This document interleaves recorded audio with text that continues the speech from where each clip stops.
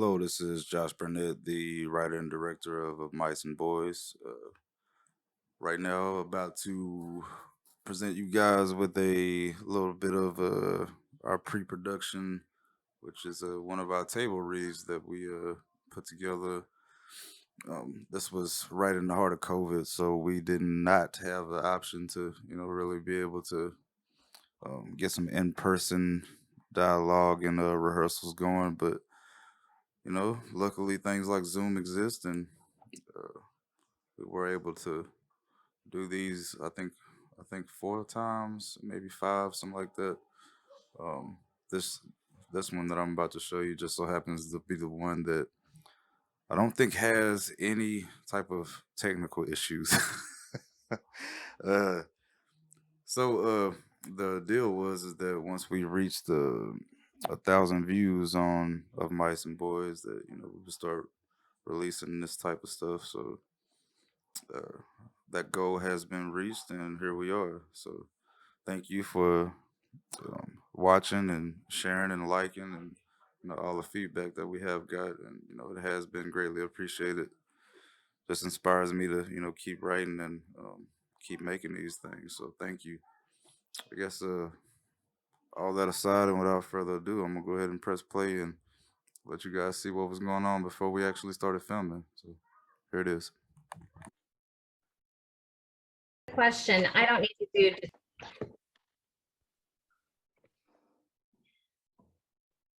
Mini Food Mart night outside the store. Superimposed 1994.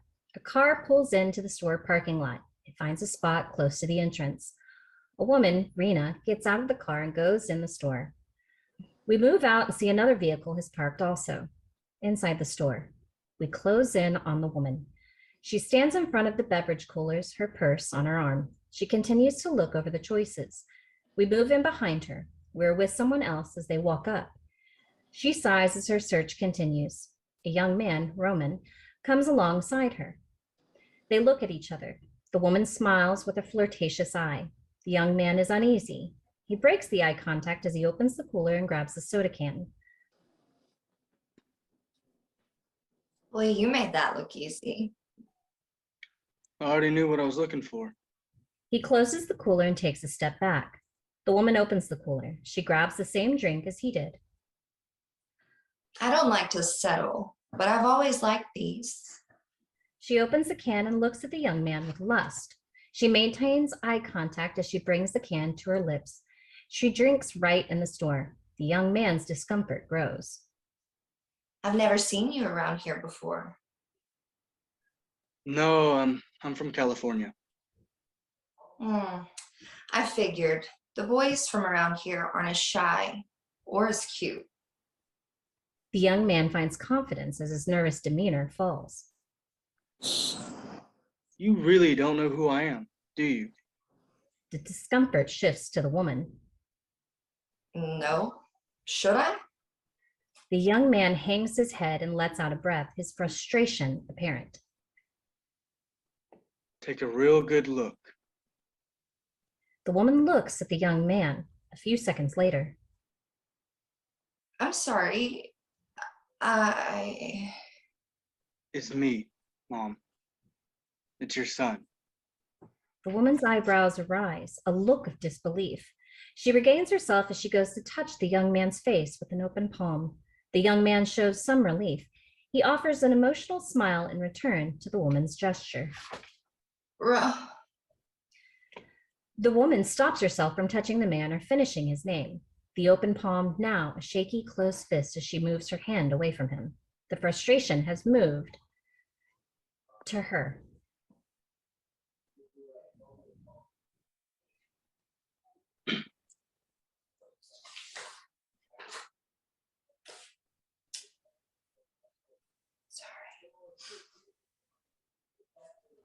I don't have a son.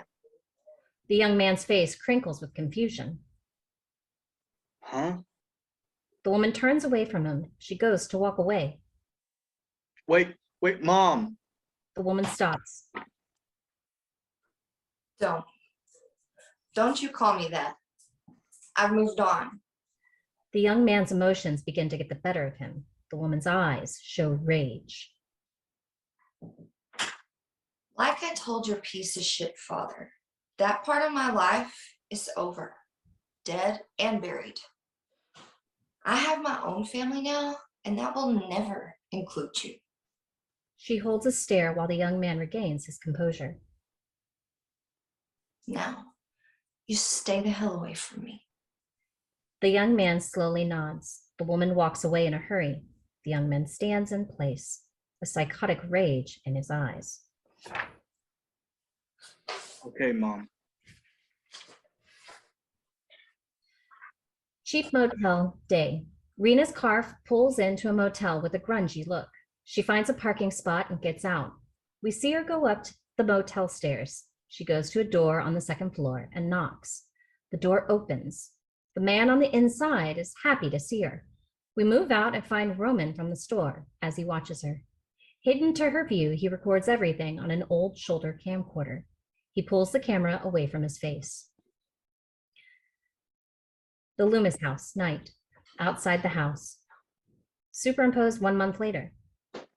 Bird's eye view of a house, trees all around. The house is well lit from the inside. All the lights are on.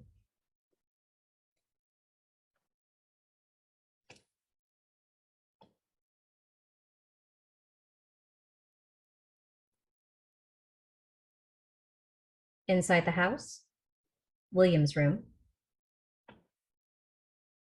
A teenage boy, William, sits in a chair. The chair rests in front of a desk, his hair slicked back, calm and unbothered demeanor. He stares at a blank white project display board, a pencil in his hand that he taps on the desk. A cage in his room is home to a mouse. His bed unmade, a Nirvana poster on his wall, another poster from Silence of the Lambs. He hums the melody to Come As You Are, Nirvana, as he sits in place. Outside the house, point of view of a vehicle, it drives into the driveway and parks. Back to William's room. William bends at the mouse's cage. He taps at it. You alive in there? We hear the front door open and slam shut. The sound of glass breaks from outside his room. William stops and turns towards his door. A woman, Debbie, yells off screen. Maureen? Now you're screwing Maureen? A man, Hank, responds. What the hell are you all about now, Debbie? You know damn well what I'm talking about, you bastard. Hey, you keep your hands to yourself. As the argument goes on, William walks toward his bedroom door. Hallway continuous. The bedroom door opens. William comes out of the door as he leaves his room. The argument continues as he walks down the hall and into the living room. Continuous. William steps into the living room. He stops and watches the two argue. A few seconds later, Mom. the two continue to argue. William speaks louder but doesn't yell. Mom. Debbie turns to him with fury. What? William's stature doesn't change. The project. Did you get the stuff for it? The project? The project? Don't you see I have more important shit right now? William turns around and walks back down the hall. You have lost your mind, woman. You want to know why? Because you're a pig. She starts to attack again. Back to William's room. William walks back through the bedroom door. He doesn't look back toward the two as they continue to argue. He shuts his door and sits back at the desk. Thompson knocks heard through his room as Debbie and Hank carry on. William brings his hands to his forehead. He stretches, pops his neck. He sits and thinks, staring at the black canvas again. I'm not taking this shit, Hank. Not anymore. The front door slams again. He takes a couple of beats and gets up. He goes over to his window and pulls down a blind. We see Debbie as she gets back in the car and leaves. William steps back and huffs out his exhale. God damn it. His door opens almost immediately. Hank sticks his head in the door.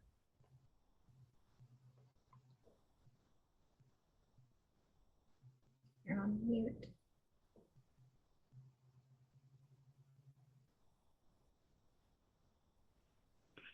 What did you say? I need her for my project. It's due tomorrow. William, we don't throw tantrums. Be a man and figure it out now. He closes the door back with attitude. He then yells from the hall. And watch your damn mouth. William shrugs off Hank with rage. He pants as he walks back and forth, his anger at a boil. He goes back over to the cage and stares at the mouse. Come as you are. High school, day outside the school. God's eye view, wide angle shot. Inside the school, in the auditorium, tables set up, students have their science fair projects on display. A man records as he holds a camcorder from the small crowd. The teacher walks the stage. She inspects the projects. She's one project before Williams as we close in. Casey, Randy, very good job. William stands alone with his project. The teacher comes over to William. She stops as her eyes go big. William! Office continuous. William sits on a bench in the waiting area. Hank walks in the door. He whispers to William. I have to leave work for your bullshit. What do you do now? Before William can answer, the principal opens his office door. Good to see you, sir. Hank gives William a look that could kill. The principal motions for him to come in. Please. Hank walks in with the principal. They shut the door. The nurse walks another young boy, Stuart, out of her office. He holds an ice pack over his eye. His nose has traces of blood. He wears a Michael Myers t-shirt. She has him sit next to William. All right. All right, Stuart. Wait, where the hell are we? All right, Stuart, just keep that pressed on it for your mom's almost here. She's on her way. Okay. He peeks over at William, the ice pack still on his other eye. You must be William. You're famous around here today. I know you? Probably not. It's my first day. I'm Stuart. I thought your project was pretty cool, man. Wicked. He extends his hand to William. William doesn't respond. He only looks at Stuart's hand. Like the mouse? The dead one? William stares. Oh, go on. William stares at Stuart. Stuart's hand still extended. Oh, you mean Stuart Little? I got that all the time at my old school. You can call me Stu. William shakes Stuart's hand. Billy. Cool, man. Cool. Roman walks in the office. He holds a camera bag on his shoulder, a VHS tape in his hand. He talks to the secretary working the office. Hi, I'm Roman, the cameraman. I have the tape from the fair. It's ready. He raises the tape in sight of the secretary. Oh, good. Let me go get your. The secretary goes to the back. Roman looks around as he waits. He turns to William and Stuart.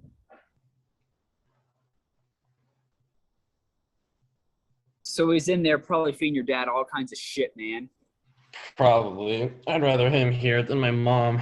She can be a real bitch. Probably gone for good this time, though.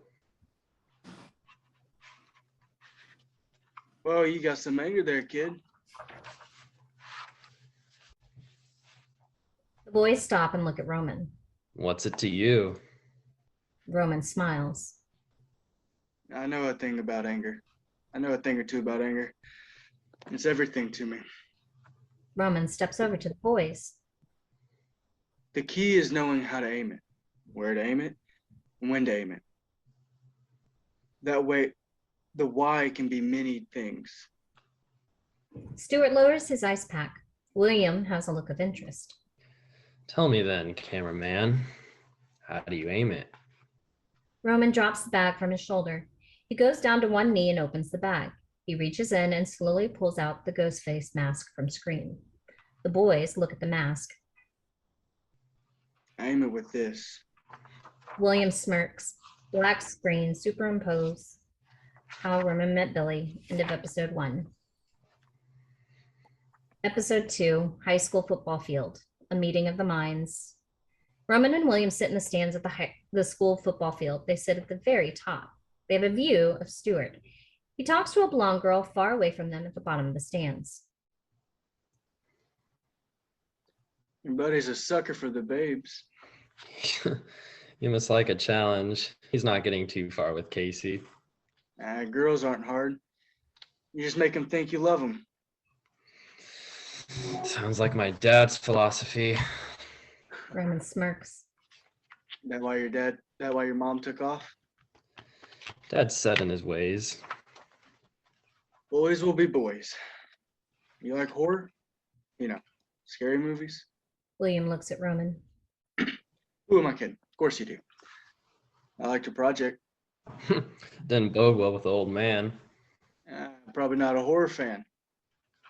So what's your favorite? Favorite what? Scary movie. William thinks for a few seconds. Silence of the Lambs. Roman smiles.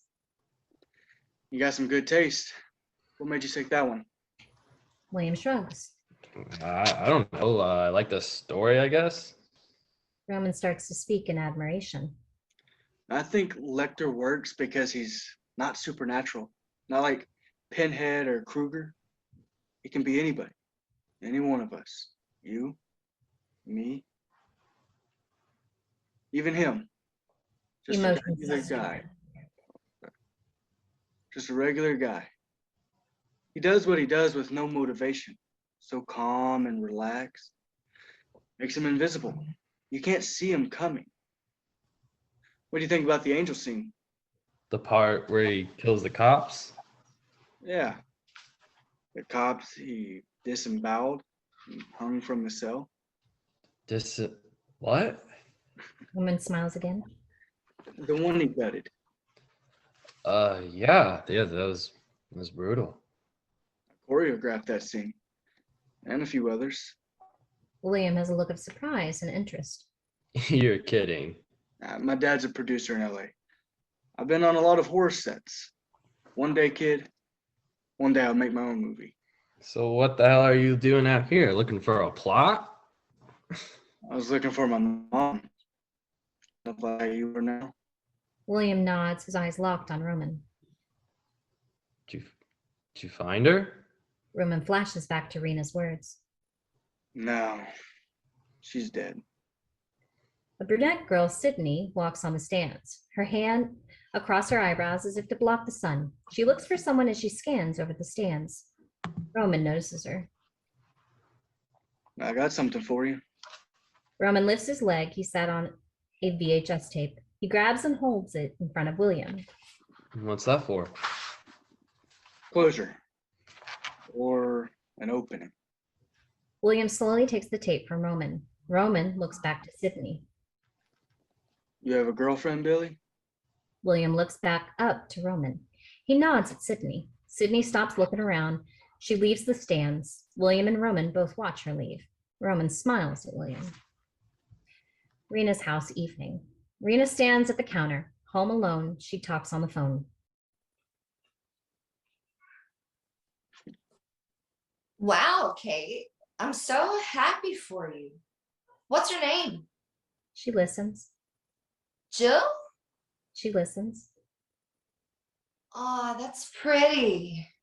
She listens. No, I'm just waiting on Sid and Neil to make it home. And we're heading right up. She listens. Yeah. Okay. I love you. She hangs up with a smile and goes over to the couch. She reads a magazine. She wears shorts, a t-shirt, and slippers. A knock at the front door. She puts down the magazine and goes to the front door. She opens it without question or peek. Roman stands on the other side of the door.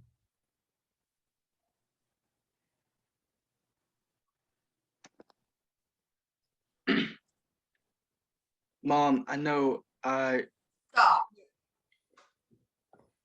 You don't get it, do you? The person you're looking for is dead. She slams the door in his face. Dissolved to William's room, night.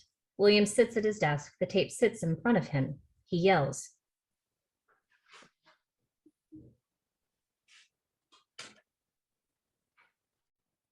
Sorry. That was really awkward. I just yelled for no reason. Dad. Dad comes down the hall. He opens William's door. Yeah, son. Talk to Mom. Yeah, about your. Sorry. Hank clears his throat as he walks in the room. Yeah, about your mother. He sits on William's desk table. I don't think she's coming back this time. Honestly, I don't even know where she is. William's stature doesn't change. Well, what are you going to do? Hank shakes his head as he answers. I don't know, son. But I can promise you this. We'll be fine. Sometimes things just happen. It's nobody's fault. Your mother's just wanted something different for herself. He puts his hand on William's shoulder. Okay. William slowly nods. Okay. I love you. Yeah, I love you too. Hank pats him as he stands. He leaves back out the door. William looks at the tape again. He picks it up and goes over to the TV. He puts the tape in. Video unseen to the audience. Only William's reaction. The rage in his eyes as his world goes red around him. Rena's house time lapse. We see time move forward in the sky. 1 year later, living room. Rena sits on the couch. She reads a magazine. The phone rings. She annoyingly gets up and walks over to the phone. She answers. Hello.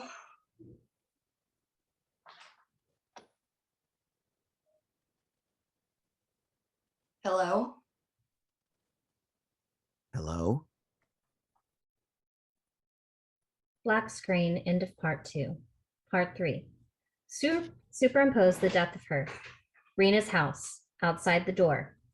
We see Sydney leave the house and fast forward time. We see a young man come to the house and fast forward time. He wears a leather jacket. We see the young man leave the house and fast forward time. He no longer wears the jacket. In time lapse, inside the house. Living room. Rena sits on the couch. She reads a magazine. The phone rings. She annoyingly gets up and walks over to the phone. She answers. Hello. Hello? Hi. Can I help you? I'm sure you can. Well, who's this? You tell me. What's wrong, Cotton? You didn't get enough? Maybe I didn't. Maybe I need more. Well, Sid's not coming home for a while. You sobered up enough to come back? Maybe. What are you wearing? I have to admit, the voice you're doing is working. You like it? I do. Very effective. Good. But you didn't answer the question. You forgot what I'm wearing? Remind me. Nothing, Cotton. Nothing at all. I don't believe that. Come on now. You know I'd never lie to you. Is that so? That's so. So, you wouldn't lie to me, but you would lie to your husband. Not funny, Cotton. What about to yourself? Would you lie to you? Cotton. Just go sleep it off. We can talk another time. Why do you keep doing that?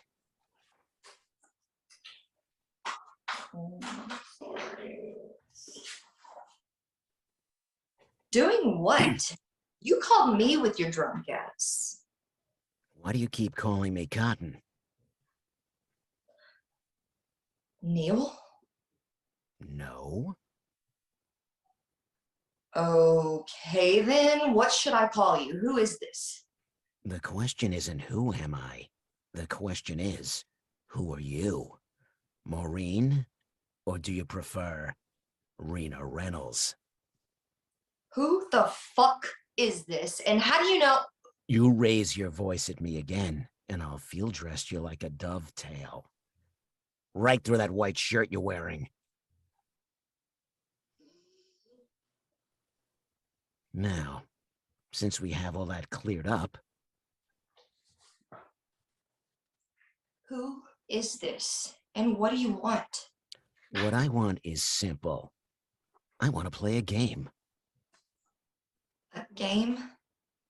I don't like games. Oh, you'll love this one. It's to die for. I'm calling the police. Rena, you hang up this phone. Sid will get cut from groin to sternum, slowly and gently, like a virgin, after I'm done with you. Oh God, no. God can't help you. Not tonight. Please just tell me. Just tell me what you want. I told you. I want to play a game. Okay. Okay. Okay. The game is simple. I ask you a question. You answer wrong. Sid dies tonight. You answer right. Only you die. Please, no. Best out of 3. Question 1. Please. You like horror, Miss Movie Star? Name the doctor in Halloween. Dr. Loomis.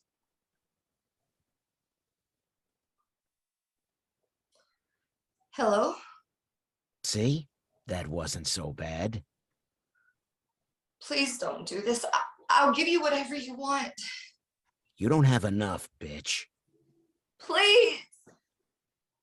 Name the killer in Friday the 13th. God, I... Is that your final answer? Answer the question. Pamela. Pamela Voorhees. Yes. Perfect. Very good. You know your horror. I like that. Please just stop. Ah, but you're doing so well. Final question. Please, I'm begging you. Name the family that you destroyed. What? You said this was horror. Oh, trust me, it is. Name the family that you destroyed. I don't know. You sure? You don't want to take a stab at it?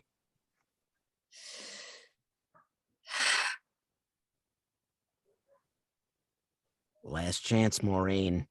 Name the family that you destroyed.